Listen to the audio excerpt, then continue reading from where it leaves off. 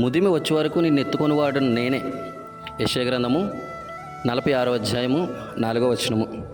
ప్రియమైన దేవుని బిడ్డలారా, ఈ యొక్క వాక్యాన్ని మనము జాగ్రత్తగా జ్ఞానం చేసినట్లయితే వాక్యంలో ముఖ్యాంశం ఏంటంటే, దేవుడు మనల్ని చేసి ఉన్నాడు. మనం జన్మించిన దినం నుంచి మనము మరణించేంత వరకు కూడా మనల్ని కాచే దేవుడు ఆయనే, మనల్ని కాపాడే దేవుడు ఆయనే.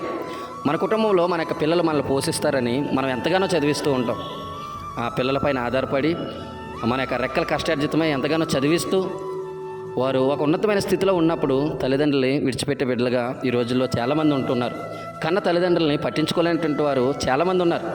అయితే ఎవరు నిన్ను విడిచిపెట్టినా, నీ పిల్లలు నిన్ను విడిచిపెట్టినా, నీ బంధుమిత్రులు నిన్ను విడిచిపెట్టినా, నీ యొక్క శ్రేయోభిలాషులు నిన్ను విడిచిపెట్టినా, నేను నిన్ను చేశాను. నేను నిన్ను విడిచిపెట్టే దేవుని కాదు. ఎందుకంటే నేను నిన్ను పుట్టించాను, నేనే నిన్ను పోషిస్తాను, నేనే నిన్ను కాపాడుతాను, నేనే నిన్ను రక్షిస్తాను. ఎప్పటి వరకు? చిన్నప్పటి నుంచి మనము ముసలివాళ్ళం అయిపోయే వరకు, అంటే వృద్ధాప్యంలో ప్రవేశించినా కానీ మన యొక్క తల వెంట్రుకలు తెల్లబడిపోయినా కానీ దేవునికి మనము చాలా చిన్నపిల్లలుగానే కనబడతామంట. ప్రియమైన దేవుని బిడ్డలారా, మనం ఈ లోక సంబంధమైన తల్లిదండ్రులు మనం చూసుకున్నట్లయితే వారి యొక్క పిల్లలు ముసలితనము వయసులోకి వచ్చేసినా కానీ వాళ్ళకి వారి యొక్క పిల్లలు ఎలా కనబడతారంటే చాలా చిన్నపిల్లలుగా కనబడతారు. అలాంటిది దేవుడు మనల్ని సృష్టించారు. అంటే ప్రభువా, మా పైన మీ యొక్క ప్రేమ ఎంత అంటే నా యొక్క ప్రాణం ఇచ్చేంత అని చెప్పే విధంగా కల్వరి కొండపైన ప్రాణాలు అర్పించి తన యొక్క రక్తాన్ని చిందించి మన పాపముల కొరకు వారి యొక్క ప్రాణాలని అర్పించిన గొప్ప దేవుడు మన యొక్క ప్రభువైన అయిన యేసుక్రీస్తు వారు. అంత ప్రేమ చూపిస్తున్న యేసయ్య అంటున్న మాట ఏంటో తెలుసా ప్రియమైన దేవునిలారా? ముదిమి వచ్చే వరకు నిన్ను ఎత్తుకుని వాడును నేనే.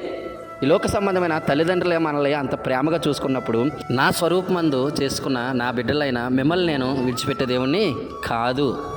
ఎప్పటి వరకు?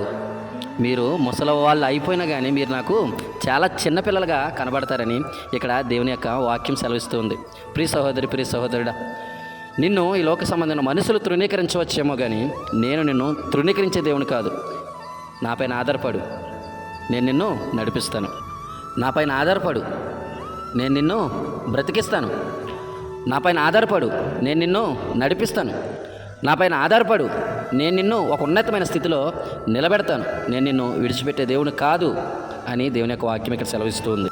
పరిశుద్ధుడా, విన్న వాక్యం మా యొక్క హృదయాల్లో ఫలింపచేయమని యేసు నామములో ప్రార్థిస్తున్నాం తండ్రి, ఆమేన్.